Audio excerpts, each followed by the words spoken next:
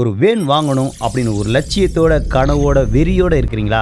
அப்போ உங்களுக்கு தான் இந்த வீடியோ. வணக்கம். தங்கம் பாடி ஃபில்டர் மதுரை வந்து வண்டியை விட்டோம். சொன்ன மாதிரியே வந்துட்டு சிறப்பாக பண்ணி கொடுத்தாரு எங்களுக்கு. அதனால் அவருக்கு மிக்க நன்றி. மென்மேலும் வளர வாழ்த்துக்கள். அதாவது ஒரே ஒரு விஷயம், இந்த மோட்டார் தொழிலை என்ன இருக்குது, இந்த மோட்டார் தொழிலை பற்றி எனக்கு தெரியவே தெரியாது, இந்த மோட்டார் தொழிலை நம்ம எடுத்தால் செஞ்சுருவோமா, ஜெயிச்சிருவோமா, அவங்க அப்படி சொல்கிறாங்களே, இவங்க இப்படி சொல்கிறாங்களேன்னு மனப்பெதட்டத்தோட பதட்டத்தோடு இருக்கீங்களா? அப்போ கண்டிப்பாக நீங்கள் இந்த வீடியோ பார்த்தாங்கணும். ஒரே ஒரு விஷயந்தான் சொல்கிறேன், என்னுடைய அனுபவத்தில் முட்டாள்தனமான தைரியம்தான் இந்த உலகத்தில் வந்து வாழ வைக்குமே தவிர அறிவாளிகளை வாழ வைக்கிறது ரொம்ப கஷ்டம். இப்போ எக்ஸாம்பிள், இந்த எலெக்ஷனையே பாருங்கள். அருமையாக தலைவன் வந்தாப்புல தனிச்சு நின்றாப்புல ஜெயிச்சுட்டு போயிட்டாப்புல. இது இவரை விட சூப்பர் ஸ்டார்னு பேர் வாங்கினவங்க, இவரை விட நாயகன் பேர் வாங்கினவங்க, இவரை விட ஒரு ஆக்ஷன் பேர் வாங்கினவங்களாம் வந்துட்டு எலெக்ஷனுக்கு வந்தாங்க, ஜெயிக்கவே இல்லை. காரணம் என்னென்னா அவங்களுக்குள்ள ஒரு பயத்தில் அங்கே போய் கூட்டணி, இங்கே போய் கூட்டணி. ஏன்டா அவங்கள பிடிக்காம தானடா உங்களை தேடுறோம், அப்புறம் நீ போய் அவங்க கூட கூட்டணி சேர்ந்தால் எப்படா ஓட்டு போடுவோம் அப்படின்னு மக்கள் வந்து நிராகரிச்சிட்டாங்க. இப்பயும் சொல்கிறேன், தமிழக மக்களை வந்து பணத்தினால் விலைக்கு வாங்க முடியாது அப்படின்றதுக்கான ஒரு சரியான நிரூபித்தல் தான் இந்த எலெக்ஷன். அதுபோல் நீங்கள் தன்னம்பிக்கையோட தைரியத்தோட உங்களுடைய கடவுளுடைய சப்போர்ட்டோட வண்டி எடுங்க, ஜெயிச்சிருவீங்க. இப்போ அவங்க மேட்ருக்கு போவோம். 2026 ஒரு பெஸ்ட்டான வண்டி எது அப்படின்றதான் பார்க்க போகிறோம். இந்த 2026 ஒரு பெஸ்ட்டான வண்டி அப்படின்னா, இதுக்கு முன்னாடி பெஸ்ட்டான வண்டி வரலையா அப்படின்றீங்களா? வந்துச்சுங்க. ஆனால் அப்பப்போ பல மாடல்கள் பல விஷயங்கள் வரும். பெஸ்ட்டான வண்டி அப்படின்னு எதை குறித்து சொல்கிறோம்னா, முதல்ல அந்த வண்டிக்கான ஃபேர்ஸ் உதிரி பாகங்கள் எங்கேயும் எப்பொழுதும் கிடைக்கணும். அப்படி கிடைக்கும் போது அது வந்து ஒரு பெஸ்ட்டான வண்டி.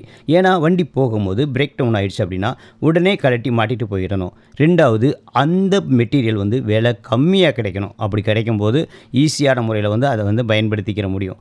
அப்படி கிடைக்கும்போது அதை மாற்றுறதுக்கான மெக்கானிக்கர் வந்து ஈஸியாக வந்து கிடைக்கணும். எல்லா மெக்கானிக்கரும் எல்லா வண்டியும் வேலை பார்த்துருவாங்களா அப்படின்னா அது முடியவே முடியாது.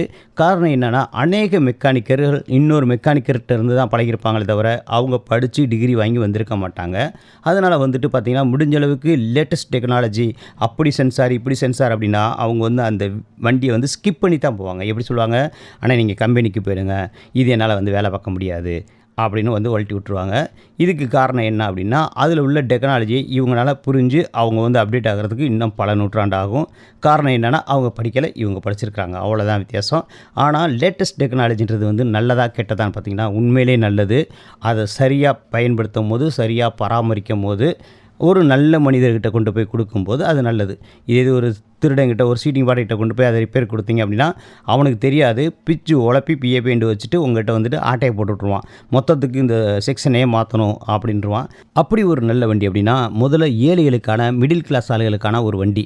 அதாவது நான் ஒரு 750 கிலோ தான் ஏற்றுவேன், நான் லோக்கலில் ஒரு 50 கிலோமீட்டரில் கொண்டு போய் சில வியாபாரங்கள் பண்ணுவேன், இல்லை சில லோடுகளை ஏற்றுவேன், அதுக்கு மேலே நான் போகவே மாட்டேன். இந்த 750 கிலோவுக்கு மேலே நான் ஏற்றவே மாட்டேன். எனக்கு வந்துட்டு குறைஞ்ச எரிபொருளில் அதிக தூரம் போகக்கூடிய ஒரு வண்டி வேணும் அப்படின்னா அதுக்கு வந்து பெஸ்ட்டு அபே ஆட்டோ தான். 3 காலில் ஒரு அருமையான ஆட்டோ. நான் சாம்பியன் அப்படின்னு நிரூபித்த ஆட்டோவும் அதுதான். இன்றைக்கி பார்த்திங்கன்னா 3 காலில் வந்து நிறைய ஆட்டோ வந்துச்சு. நீங்கள் மினி டோர்லாம் வந்துச்சு, அதெல்லாம் பார்த்திங்கன்னா பயங்கரமாக இழுக்கும், அப்படி இழுக்குன்னுவாங்க. அதுக்கான காரணம் என்னென்னா, அதோடைய இன்ஜின், அந்த மினி டோருடைய இன்ஜின் பார்த்திங்கன்னா பின்னாடி தான் இருக்கும். அப்போ பின்னாடி இன்ஜின் நல்லா டயரை அமுக்கி இருக்கும்போது அது எந்த மேட்லேயும் எந்த பள்ளத்துலேயும் வந்து ஏறி இறங்கிடும். அதனால தான் நான் டாடா ஏஸில் பேக்கில் பார்த்திங்கன்னா தொட்டி போடும்போது கனமாக போட்டுக்குங்க அப்படின்வேன். ஓரளவுக்கு கனமாக தொட்டி போட்டிங்க அப்படின்னா அதுக்கு ஏற்ற மாதிரி லோடு கொடுக்கும்போது அது நல்ல க்ரீப்னஸாக ரோட்டில் உட்காந்து அந்த டயர் ஓடும்போது அந்த டயருடைய மைலேஜ், டயர் எல்லாமே நிறைய எக்ஸ்ட்ரா கிடைக்கும். சில பேர்லாம் சொல்லுவாங்க, அந்த தொட்டியை கனமாக போட்டுட்டிங்கன்னா உங்களுக்கு வந்து மைலேஜ் கிடைக்காதுன்னே, அப்புறம் டயர் தேஞ்சு போயிரும்னேன்னுவாங்க. உண்மையே சொல்கிறேன், நீங்கள் நல்ல வெயிட் போட்டு பாடி கட்டினீங்க அப்படின்னா டயர் சப்புன்னு ரோட்டில் உட்காந்து ஓடிச்சுன்னா டயர் வந்து நாளடைவில் கெட்டு போகாது. இது பட்டும் படாமல் சுற்றிக்கிட்டே ஓட்டுச்சுன்னு வைங்க, அப்போ வந்து விசுக்கன் தேய்மானம் ஆகும். விசுக்கன் நீங்கள் வந்து உண்ணி இழுக்கும் போது அந்த டயர் வந்து சரட்டுன்னு சுற்றும் பாருங்களேன், அந்த இடத்துலையே பார்த்தீங்கன்னா 5 கிலோமீட்டருடைய தேய்மானம் அந்த இடத்துலேயே வந்துடும். அதனால் அபே ஆட்டோ வந்து ரொம்ப பெஸ்ட்டான வண்டி. ஒரு 3/4 டன் ஏற்றுவேன், 50 கிலோமீட்டருக்குள்ள சுற்றுவேன்றவங்களுக்கு அது சரி. அதில் பார்த்தீங்கன்னா 1 லிட்டர் டீசலுக்கு கிட்டத்தட்ட 26 கிலோமீட்டர் அல்லது 25 கிலோமீட்டர் வந்து தாராளமாக ஓடிடும். அப்படின்னும் போது நீங்கள் 1 லிட்டர் டீசல் போட்டாலே கிட்டத்தட்ட 26 கிலோமீட்டர் வந்து நீங்கள் வந்து அந்த வண்டியில் போயிடலாம். சரிங்களா? அதுக்கப்புறம் லாங் லைஃபாக ஒரு 10-15 வருஷத்துக்கு வச்சு ஓட்டுற மாதிரி. இனி நம்மளால் நினச்ச போதெல்லாம் வண்டி மாற்ற முடியாது. நம்மளுக்கு இதுதான் லைஃப். நம்ம அதில் ஒரு ஸ்டாண்டர்டான ஒரு ஃபிக்ஸடான ஒரு ரீவேல்யூ உள்ள வண்டி, ஒரு அருமையான வண்டி வேணும் அப்படின்னா அதுக்கு பெஸ்ட்டு டாடா எஸ் டீசல் வண்டி, டப்பாயில் இல்லாத வண்டி, டீசலில் இயங்கக்கூடிய டப்பாயில் இல்லாத வண்டி.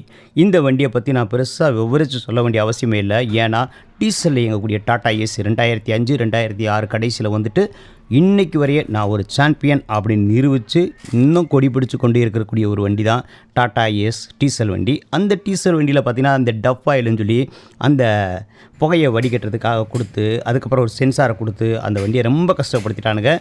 அந்த புகை வடிகட்டுறதுக்கான அந்த டப்பாயில் வந்து எடுத்துகிறதுனால இது இப்பொழுது பெஸ்ட்டான வண்டி, நம்பிக்கையான ரீவேல்யூஷன் உள்ள வண்டி. கிட்டத்தட்ட 2 டன் வரையே நீங்கள் ஏற்றிக்கலாம். 1.5 டன்லேருந்து 2 டன் வரையே ஏற்றிக்கலாம். நீங்கள் இதில் பார்த்தீங்கன்னா நீங்கள் 200 கிலோமீட்டர் 400 கிலோமீட்டர் வந்து போய்கிட்டு வந்துக்கிட்டே இருக்கலாம். அதுக்கு மேலே நான் 500 கிலோமீட்டர் வரைய போவேன், நான் ஒரு 3 டன் வரைய ஏற்றுவேன் அப்படின்னா இந்திரா 30 அல்லது தோஸ்தில் வந்துட்டு சாதி. அருமையான வண்டிங்க, சூப்பரான வண்டி, பிரமாதமான வண்டி, தாராளமாக எடுக்கலாம். ஆனால் இந்த தோஸ்தில் சாதியோ அல்லது தோஸ்தில் வேறு எந்த வண்டி எடுத்தாலும் தோஸ்தில் வந்து ஸ்ப்ரிங் பிளேட் எக்ஸ்டெண்ட் பண்ணும்போது ரொம்ப கவனமாக இருங்க. ஃப்ரண்ட் ஸ்ப்ரிங் பிளேட்டை வந்து எக்ஸ்டெண்ட் பண்ணிடாதீங்க.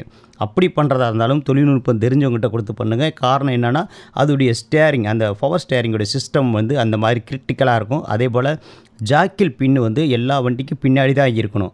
ஆனால் அந்த தோஸ்தை பொறுத்தளவுக்கு ஃப்ரண்டில் போட்டு வச்சுருக்காங்க. அந்த இன்ஜினியருக்கு என்ன தோணுச்சுன்னு தெரில, அப்படி செஞ்சு வச்சுருக்காங்க. அதனால் அது நம்மளுக்கு தெரியலை. அது மிஸ்டேக்கா அப்படின்னு கேட்டிங்கன்னா கண்டிப்பான மிஸ்டேக் தான். ஒரு ஸ்பீடு பிரேக்கரில் லோடோடு ஏறி இறங்கும் போது அந்த வீல் பின்னாடி லேசாக வாங்கி அப்படி மேலே போனால் தான் அது வந்துட்டு அந்த கட்டை உடைக்காமல் லாங் லைஃப் வந்து கொடுக்கும். ஆனால் இவங்க என்னத்தை கனெக்ட் பண்ணி வச்சுருக்காங்கன்னு தெரில.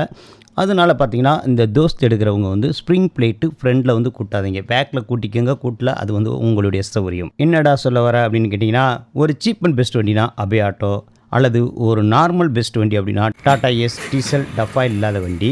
அதே போல் ஒரு 4 டன் ஏற்றணும் அப்படின்னா நீங்கள் வந்து இந்திரா 30 எடுங்க, இல்லை அப்படின்னா தோஸ்தில் சாதி எடுங்க.